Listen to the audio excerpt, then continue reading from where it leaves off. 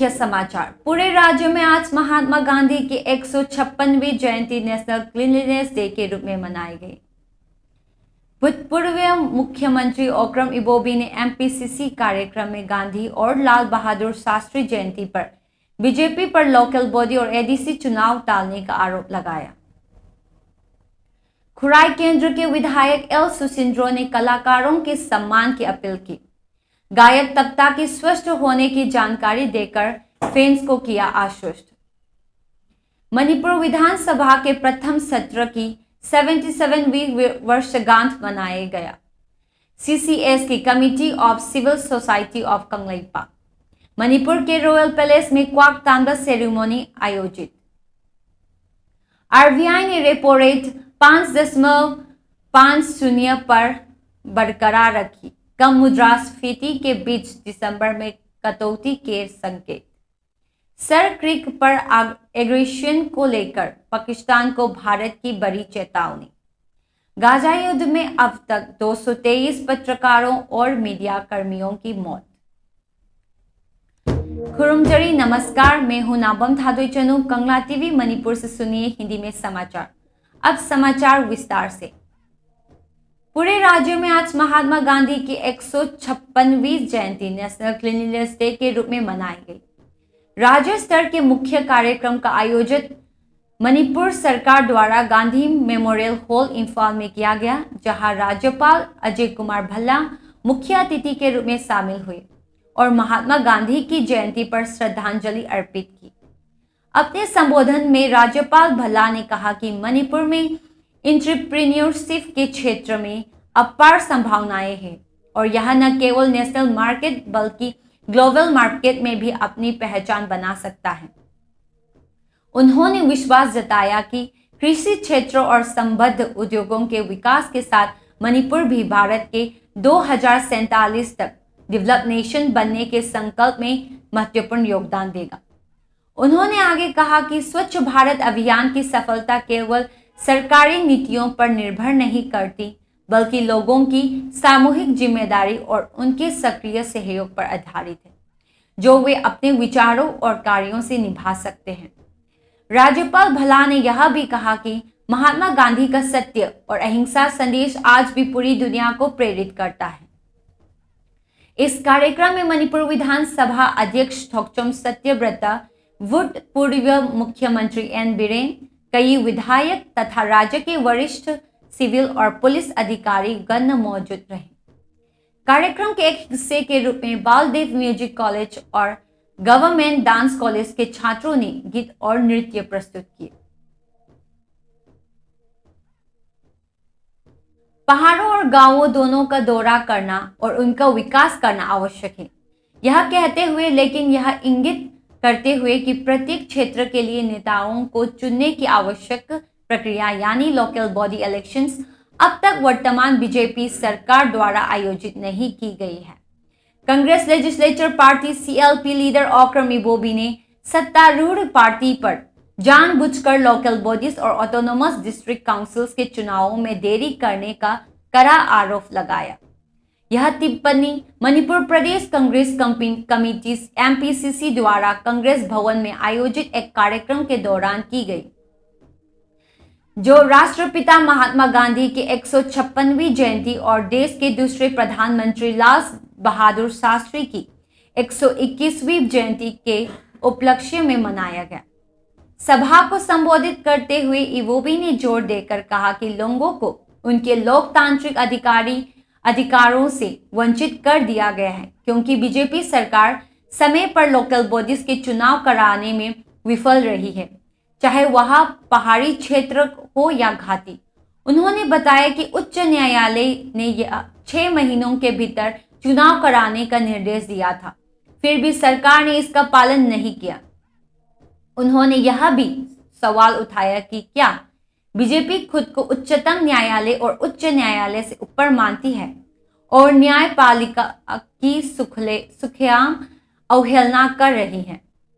जब दुनिया हथियारों की दौड़ में लगी हुई है, इबोबी ने महात्मा गांधी के सार्वभौमिक शांति संदेश से प्रेरणा लेते हुए कहा कि गांधी जी का अहिंसा का दर्शन आज भी मानवता और मार्गदर्शन करता है और एक अधिक दयालु और मानवीय दुनिया बनाने का रास्ता दिखाता है। इसी अवसर पर इस दिन को नेशनल क्लीनलीनेस डे के रूप में भी मनाया गया, जहां इबोबी ने इस बात पर जोर दिया कि वास्तविक स्वच्छता केवल झाड़ू लगाने या धूल हटाने तक सीमित नहीं है, बल्कि इसका अर्थ भ्रष्टाचार, बेईमानी और नकारात्मकता को मिटाने का भी है, ताकि एक पारदर्शी और प्रगतिशील समाज का निर्माण हो सके। इबोबी ने आगे कहा कि भारत में लोकतंत्र बीजेपी सरकार के अधिनायकवादी रवैया के कारण गंभीर खतरे में है। उन्होंने चेतावनी दी कि यदि यह लंबे समय तक जारी रहा तो लोकतंत्र की नींव ही कमजोर हो जाएगी। उन्होंने यह भी दोहराया कि कांग्रेस पार्टी के नेता राहुल गांधी के विचारों का अनुसरण करते हुए हमेशा संविधान और लोकतंत्र की रक्षा करेगी और इसके लिए निरंतर संघर्ष और विरोध प्रदर्शन करती रहेगी जब तक कि समाधान नहीं हो जाता। दूसरी ओर एमपीसीसी के ने पूर्व प्रधानमंत्री लाल बहादुर शास्त्री को भी श्रद्धांजलि अर्पित की। उनकी राष्ट्र और जनता के प्रति गहरी निष्ठा को याद किया। उनकी जयंती उनके सिद्धांतों और विचारधारा को सम्मान देने के लिए मनाई गई, जो आज भी कांग्रेस पार्टी की दृष्टि और प्रतिबद्धता को प्रेरित करती है। मणिपुर हुजिंगना राष्ट्रपति शासन ले राष्ट्रपति शासन जो सेंटर द पालिब बीजेपी सिगी शासन ने बीजेपी शासन। खुराई विधायक एल सुसिंद्रो ने कहा कि कलाकार को उनके प्रोफेशन के रूप में सम्मान दिया जाना चाहिए और जनता या राजनीतिक विरोधियों की आलोचना या अपमान का इस्तेमाल उन्हें नीचा दिखाने के लिए नहीं होना चाहिए। यह बयान उन्होंने सोशल मीडिया पर फैल रही खबरों के जवाब में दिया, जिसमें दावा किया गया था कि गायक तप्ता को स्ट्रोक आया और वह क्रिटिकल कंडीशन में अस्पताल में भर्ती है। उन्होंने स्पष्ट किया कि यह जानकारी गलत है और डिट्रैक्टर्स द्वारा फैलाई गई थी। एमएलए ने अपने फैंस को आश्वस्त किया कि तप्ता केवल मालफैटिक के कारण अस्पताल में भर्ती थे और उनकी हालत पहले से ही बेहतर हो गई है। राजमेडिसिटी में हेल्थ चेकअप के बाद तप्ता की मेडिकल कंडीशन स्थिर पाई गई। हॉस्पिटल के मैनेजिंग डायरेक्टर राजेंद्र और अटेंडिंग डॉक्टर्स के साथ कंसल्टेशंस के बाद विधायक सुसिंद्रो ने बताया कि गायक केवल 30 सितंबर को होने वाले अपने कंसर्ट की तैयारी के कारण थोड़े कमजोर महसूस कर रहे थे। उन्होंने कहा कि तप्ता अब ठीक है और रिकवरी के संकेत दिखा रहे हैं। डॉक्टर्स ने यह भी कहा कि यदि सुधार जारी रहती है तो तप्ता कल ही अस्पताल से डिस्चार्ज हो जा सकते हैं। विधायक ने यह भी याद दिलाया कि जैसे मीडिया को फ्रीडम ऑफ एक्सप्रेशन है, वैसे ही गायक को भी बिना किसी डर के अपनी राय व्यक्त करने का अधिकार होना चाहिए। उन्होंने यह भी कहा कि हप्ता कांगजीबुंग में तप्ता के कंसर्ट के परमिट को कुछ दिन पहले डिनाई किए जाने से गायक तप्ता पर इमोशनल असर पड़ा, जिससे उनकी हेल्थ कॉम्प्लिकेशंस हुई। आर्ट्स के महत्व को उजागर करते हुए सुसिंद्रो ने कहा कि आर्टिस्ट समाज के टॉर्च बियरर्स और जनता की आवाज का प्रतिबिंब होते हैं। उन्होंने तप्ता को एक मूल्यवान कल्चरल फिगर बताया और जनता से आग्रह किया कि उन्हें सम्मान दे और नए और उभरते हुए आर्टिस्ट का भी समर्थन करें। इस बीच प्रेस से बातचीत में एस इनर्जित तप्ता institute of fusion music typhoon के ऑफिशियल ने स्पष्ट किया कि सरकार के ऑफिशियल्स ने तप्ता के कंसर्ट के आयोजन पर अत्यधिक दबाव डाला, जैसे वेन्यू क्लियरेंस के लिए सॉन्ग लिस्ट की मांग करना। उन्होंने बताया कि कंसर्ट को हप्ता कांगजीबुंग में आयोजित करने की योजना भी, इसलिए एसपी और डीसी से फॉर्मल अप्रूवल आवश्यक था। क्लियरेंस डिनाई होने के कारण वेन्यू बदलना पड़ा।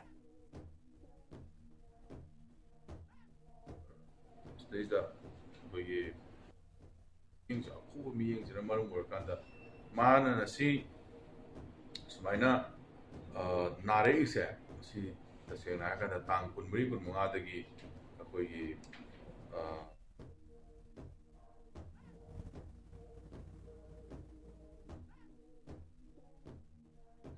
करें बताइनबा फजदबा अदुम वाई वतादो मतुंग थोक्तनबा कोइता फुंगी मेकैदगी मिसिंग जरी लेपा मियामदा सोशल मीडिया हैंडल तो वीडियो बचिन नाउजिंग पेज हांगी।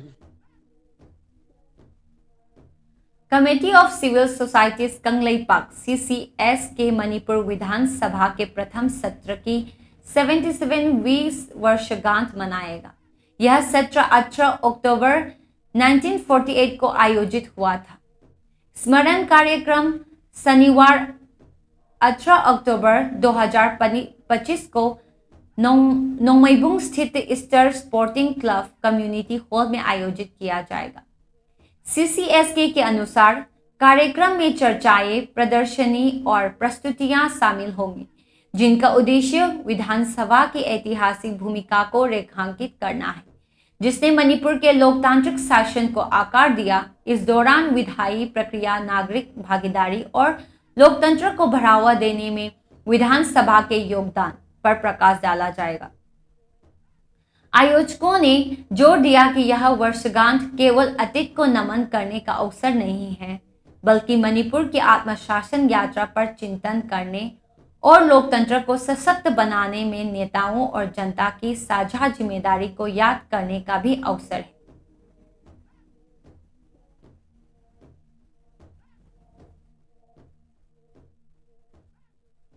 मणिपुर में प्राचीन क्वाक तांबा समारोह का आयोजन सना कोनुंग द रॉयल पैलेस इन इम्फाल में किया गया। यह आयोजन जो इंडिजिनियस ट्रेडिशंस में गहराई से जुड़ा है, इसमें सेक्रेट राइट्स, म्यूजिकल परफॉर्मेंस और ट्रेडिशनल डिवाइन डांसेस शामिल थे। मुख्य आकर्षण थांगपात द रॉयल मॉथ इन इम्फाल में हुआ क्रो रिलीजिंग रिचुअल रहा। वर्ष का इकोनॉमिक आउटलुक एक उच्च पदस्थ प्रेस द्वारा इस आधार पर घोषित किया गया कि क्रो किस दिशा में उड़ता है।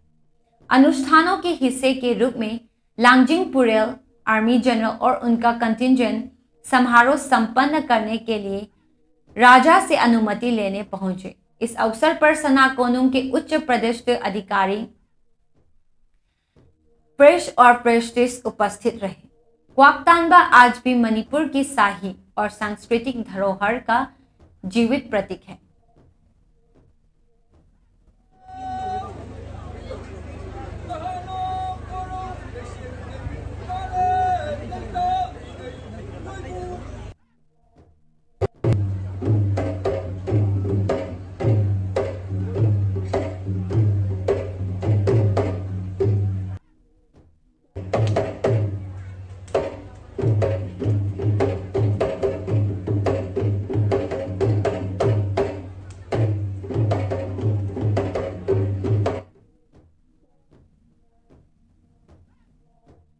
भारतीय रिजर्व बैंक RBI ने अपनी मुख्य रेपो रेट 5.50% पर बरकरार रखी है, लेकिन दिसंबर में कटौती की संभावना के संकेत दिए हैं।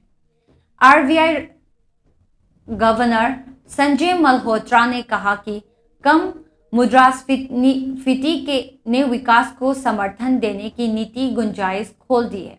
हालांकि पहले की रेट कट और हाल की कर रियायतों का असर अभी सामने आना बाकी है।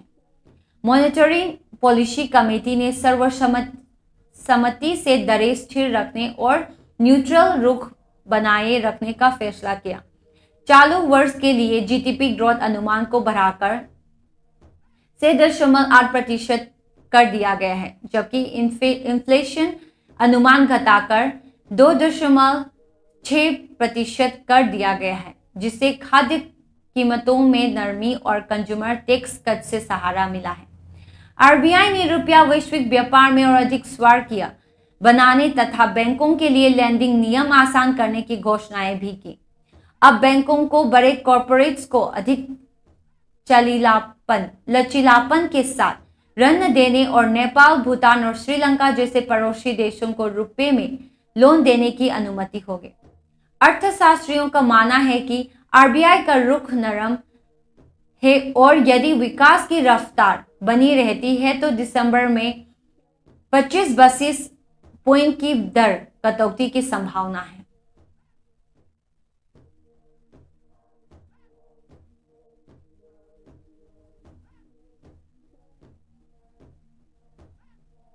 रक्षा मंत्री राजनाथ सिंह ने सरक्रिक रीजन में किसी भी आक्रमक कदम के खिलाफ पाकिस्तान को कड़ी चेतावनी दी है। उन्होंने कहा कि ऐसा कोई भी कदम इतिहास और भूगोल बदल देने वाली कड़ी प्रतिक्रिया के साथ सामना करेगा। भुज, गुजरात के पास एक मिलिट्री बेस पर दशहरा के मौके पर सैनिकों के साथ शास्त्र पूजा करते हुए सिंह ने कहा कि सर्किट डिस्प्यूट को सुलझाने के लिए भारत ने बार बार प्रयास किया है, लेकिन पाकिस्तान की मंशा फ्लॉट और अनक्लियर है। उन्होंने सर्किट के पास पाकिस्तान द्वारा अपने मिलिट्री इंफ्रास्ट्रक्चर के विस्तार को उसकी नीयत का सबूत बताया। रक्षा मंत्री ने ऑपरेशन सिंदूर की सफलता पर भी प्रकाश डाला, जिसे पहलगाम टेरर अटैक के बाद मई में शुरू किया गया था।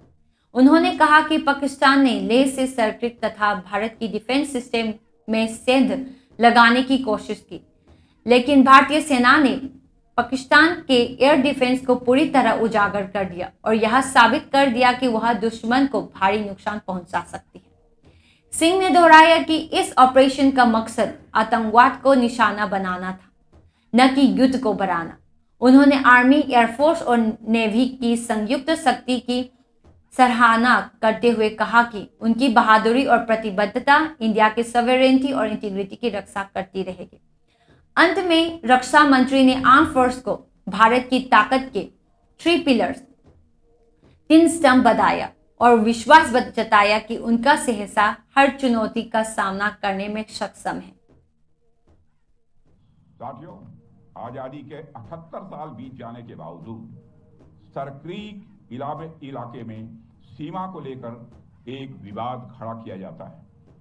भारत ने कई बार बातचीत के रास्ते इसका समाधान करने का प्रयास किया है।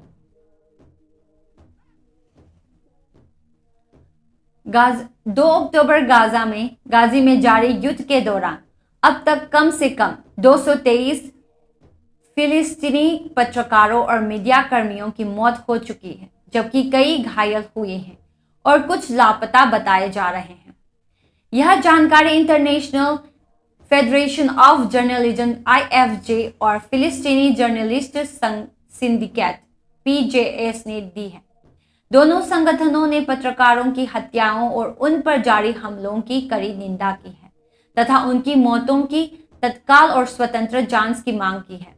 IFJ ने मीडिया संस्थानों से अपना कर्मचारियों की सुरक्षा सुनिश्चित करने की अपील करते हुए कहा कि कोई भी खबर पत्रकार की जान से बढ़कर नहीं है।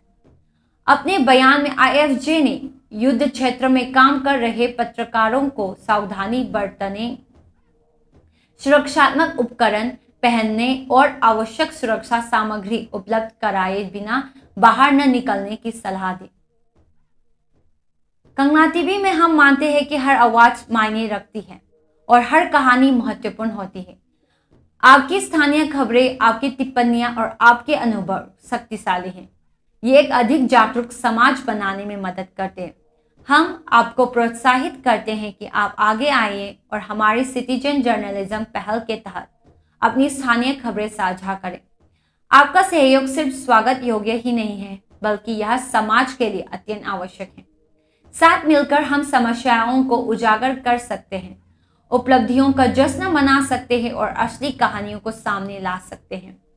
आपके द्वारा भेजी गई हर खबर को हमारी संपादकीय टीम द्वारा पूरी तरह से मूल्यांकन किया जाएगा और आपकी इस प्रतिबद्धता को सम्मानित करने के लिए साल के सर्वश्रेष्ठ नागरिक पत्रकार को 10,000 का पुरस्कार हर साल कंगना टीवी की फाउंडेशन डे 14 सितंबर को प्रदान किया जाएगा। अपने समुदाय की आवाज बने, कंगना टीवी की सिटीजन जर्नलिज्म का हिस्सा बने, क्योंकि असली बदलाव आपके साथ शुरू होता है। अंत में मुख्य समाचार एक बार फिर।